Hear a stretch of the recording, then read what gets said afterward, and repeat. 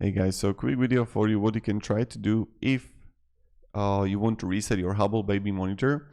So first foremost, you want to turn off the camera by unplugging it from power and wait for 1 minute. Press and hold the pair button and then plug the camera into the power. Continue to hold the pair button until you hear a long beep and then release the button.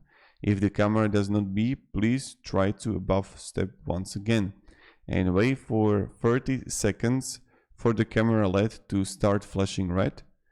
And then you just want to open the Hubble Club app and add your camera model and follow the on-screen instructions. When prompted by the app, press and hold the pair button until you hear the ready for pairing message. Then release the button to proceed with the setup. If you do not hear a long beep from step 4, please let us know. So try this out, maybe some of it is going to help you. I hope it does. So thank you very much and have a great day.